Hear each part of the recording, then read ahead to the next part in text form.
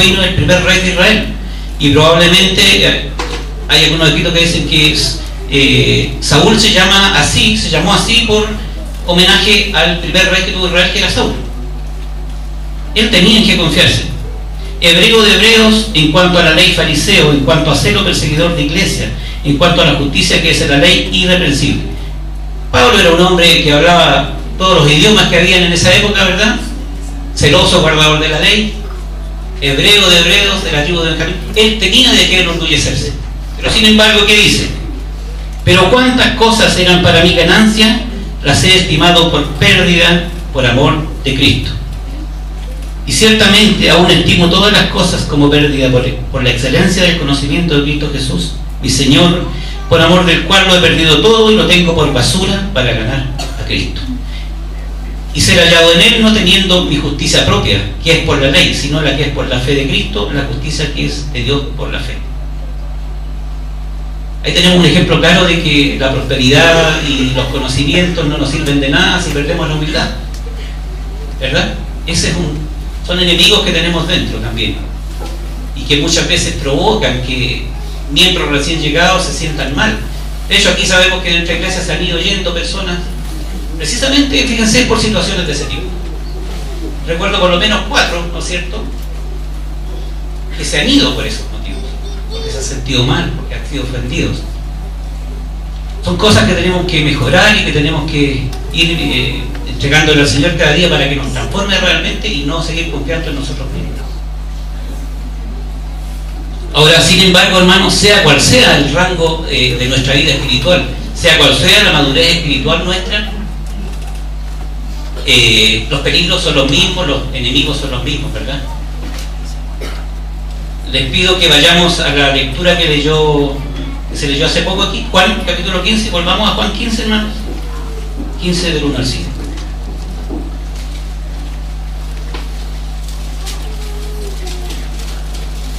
Se leyó del 1 al 2, yo voy a leer del 1 al 5. Hay algunas versiones que no hablan del pámpano, sino que hablan de las ramas. ¿Lo han visto? Ese me parece más clarificador y mucho más explícito que el pámpano. Dice: yo soy la vid verdadera y mi padre es el labrador. Toda rama que en mí no lleva fruto, la quitará, y todo aquel que lleva fruto, la limpiará, para que lleve más fruto. Ya vosotros estáis limpios por la palabra que os he hablado. Permaneced en mí y yo en vosotros. Como la rama no puede llevar fruto por sí misma si no permanece en la vid, así tampoco vosotros si no permanecéis en mí. Yo soy la vid, vosotras las ramas. El que permanece en mí y yo en él, éste lleva mucho fruto, porque separado de mí nada podéis hacer. Aquí, a ver, frecuentemente, hermanos, nosotros nos quedamos con la última frase: separados de mí nada podéis hacer. Estoy seguro que lo que más recordamos es que sin Cristo nada podemos hacer bien, digamos, que sea para la gloria de Dios, y eso es verdad. Pero fíjense que en el versículo 2 dice: toda rama que en mí no lleva fruto, la sacará, la cortará. ¿Qué significa eso? Que al Señor no le interesan ramas que no den fruto, Él los desecha. Nosotros a menudo confiamos en un Dios misericordioso, un Dios amoroso, que es así. Pero Dios es el mismo del Antiguo Testamento, del Nuevo Testamento, y el Dios de ahora no cambia. Y ya vimos en el Nuevo Testamento, hemos visto muchas veces que Dios es un Dios de justicia. Fue de amor y misericordia, ¿no es cierto? Pero también era justo. Y el Señor dice claramente aquí que aquella rama que no lleva fruto, simplemente a Él no le sirve y lo corta.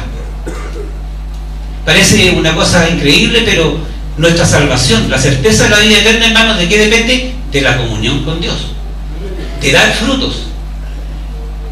Si no, estamos irremediablemente perdidos. No lo digo yo, lo dijo Jesús. Y contra la palabra de Jesús no hay algo que se pueda oponer, ni un pensamiento, ni una teoría. Es así. Primero tenemos que dar los frutos del Espíritu, ¿verdad? Esos que encontramos en Gálatas, ¿verdad? Son 9 frutos, ¿no es cierto? No los vamos a buscar, pero sabemos cuáles son: amor, fe, bondad, templanza, mansedumbre. Se me escapan unas, pero son las características, ¿no es cierto?, de una persona que está tomada de la mano de Cristo. Después, si tenemos esos frutos del Espíritu, vendrán los otros frutos. Los frutos que son por las obras. ¿De qué serviría, si no tenemos frutos del Espíritu, si no somos guiados por el Espíritu Santo, ir a hacer un trabajo de evangelización? No da resultado. Porque es el Espíritu Santo el que intercede, el que provoca los cambios. Y nosotros tenemos que ir tomados del Espíritu Santo para que alguien pueda cambiar. No nos vayamos a vanagloriar de que nosotros, por nuestros conocimientos y por nuestra verborrea y nuestra capacidad de hablar y de impactar a la persona, vamos a cambiar a esa gente. Es el Espíritu Santo, somos meros instrumentos en las manos de Dios. Eso es muy importante tenerlo claro. Sin comunión con Dios no hay salvación. A veces solemos confundir la comunión como algo que mejora la relación con el Señor, algo que nos hace ser mejores. Pero sí, yo tengo comunión con Dios, pero no mucho, Dios me ama igual. No, sin una comunión fuerte simplemente no hay salvación. Es así. En consejos para las iglesias encontré lo siguiente, que se los quiero leer a ustedes. En nuestro trato con la sociedad, en la familia o en cualquier relación que trabemos en la vida, sean ellas limitadas o extensas, hay muchas maneras por las cuales podemos negarle. Podemos negarle a Cristo Jesús, al Señor. Podemos negarle nuestras palabras por hablar mal de otros, por conversaciones insensatas, bromas y burlas, por palabras ociosas o desprovistas de bondad, o prevaricando al hablar contrariamente a la verdad. Con nuestras palabras podemos confesar que Cristo no está en nosotros. Con nuestro carácter podemos negarlo, amando nuestra comodidad, rehuyendo los deberes y las cargas de la vida que alguien debe llevar si nosotros no lo hacemos, y amando los placeres pecaminosos. También podemos negar a Cristo por medio del orgullo de la vestimenta y la conformidad al mundo, o por medio de una conducta descortés. Podemos negarle amando nuestras propias opiniones y tratando de ensalzar y justificar el yo. Podemos también negarle meditando mucho en nuestra supuesta mala suerte y las pruebas y las luchas, ¿no es cierto? Nadie puede confesar verdaderamente a Cristo delante del mundo a menos que viva en él la mente y el espíritu de Cristo. Es imposible comunicar lo que no poseemos. La conversación y la conducta deben ser una expresión verdadera y visible de la gracia y verdad interiores. Si el corazón está santificado, será sumiso y humilde. Los frutos se verán exteriormente y ello será una muy eficaz confesión de Cristo. Sin duda que la comunión con Dios entonces es esencial para que nosotros podamos alcanzar algún día la vida eterna y podamos tener una vida feliz en esta tierra, en medio de las dificultades, ¿cierto? Porque no es concebible que si nosotros tenemos un aliado tan grande como es Cristo Jesús, como es Dios Todopoderoso, podamos ser unas personas infelices.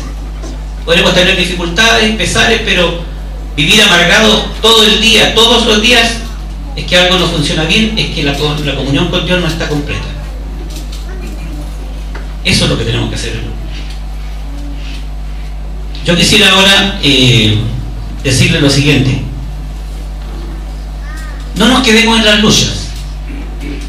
No podemos quedarnos quejando permanentemente de que la vida es dura, que la vida es triste, que la vida del cristiano es lucha constante. Sí lo es, pero hermanos, los acontecimientos que estamos viendo hoy día, el desarrollo de los tiempos, nosotros debemos abrir nuestros ojos y darnos cuenta en qué tiempo vivimos, y vamos viendo que la palabra de Dios se cumple 100%. Inexorablemente la palabra de Dios se va a cumplir. Ya hemos visto cómo se ha cumplido en tantas cosas.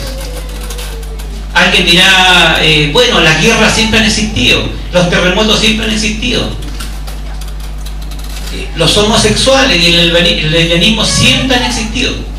Pero ¿sabes qué pasa? Que hoy en día, más que nunca, cosa que no ocurría antes, ya la homosexualidad ya está siendo un derecho, ya está siendo legal.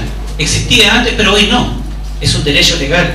El aborto se está haciendo algo absolutamente, negando toda espiritualidad, negando todo vestigio de Dios.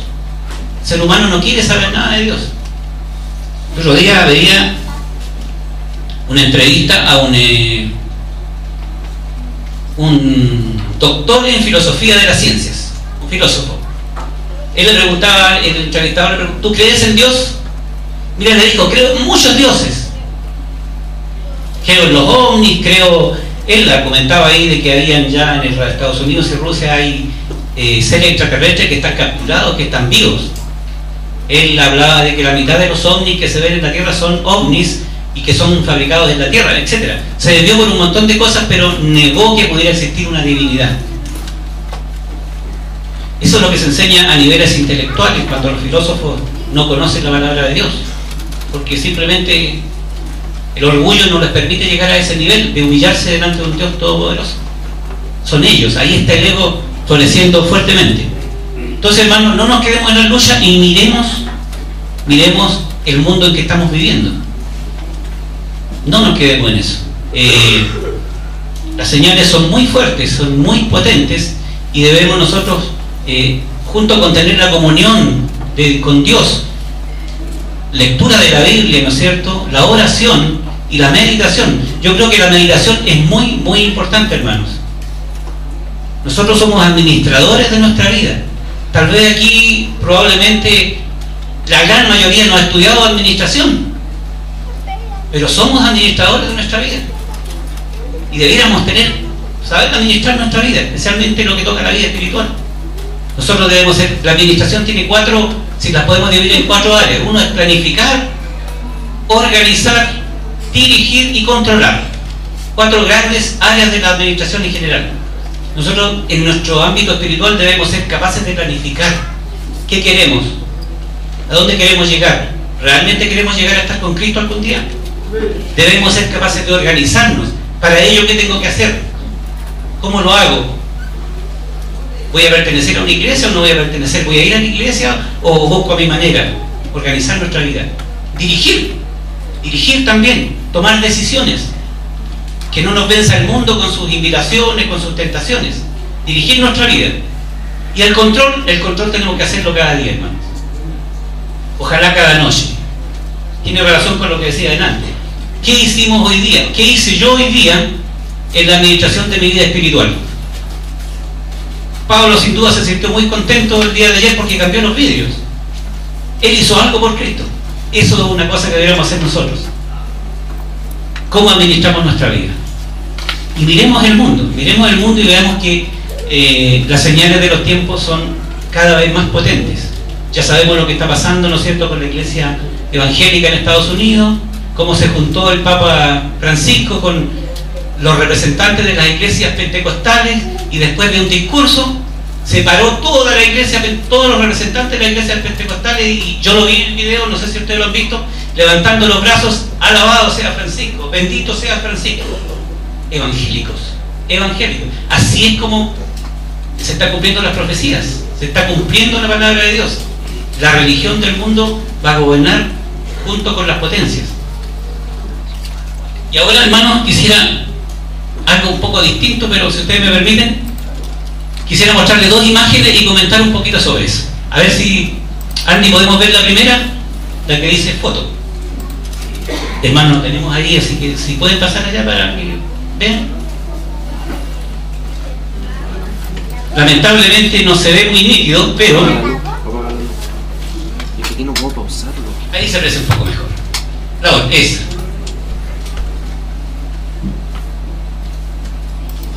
Hay algo que lo hemos visto en las noticias durante un mes por lo menos. ¿Le suena la palabra Gaza? La franja de Gaza, ¿verdad?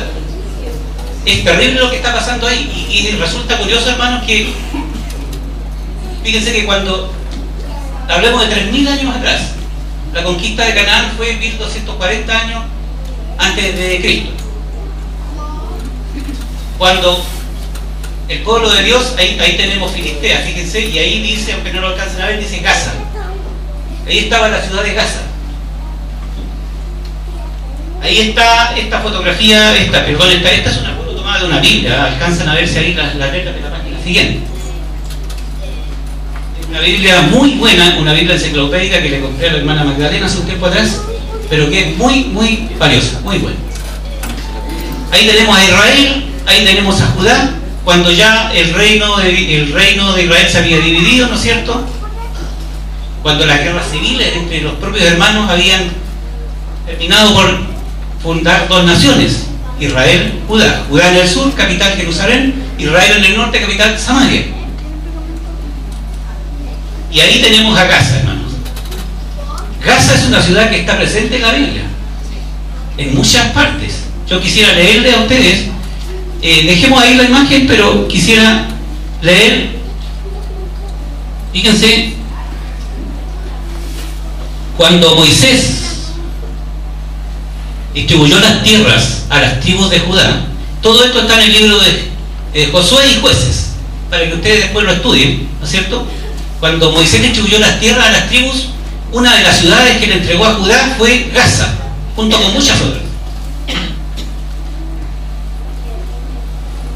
Dice Josué, habiendo ya cruzado el Jordán, ¿no es cierto?, después de que Moisés murió y Josué fue a cargo del pueblo de Israel, debió luchar duramente contra los pueblos paganos hasta dominar esas tierras. Dice Josué 10:41, y lo siguió Josué desde Cades Barnea hasta Gaza y toda la tierra de Gosén hasta Gabaón. Repetir que Gaza era una de las ciudades que Moisés le había entregado a la tribu de Judá.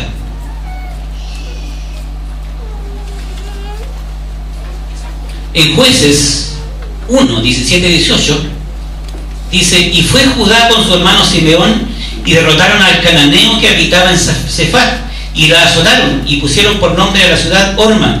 También tomó Judá a Gaza con su territorio, Ascalón con su territorio y Ecrón con su territorio. Gaza fue conquistada por Judá y anexada a la tierra tal como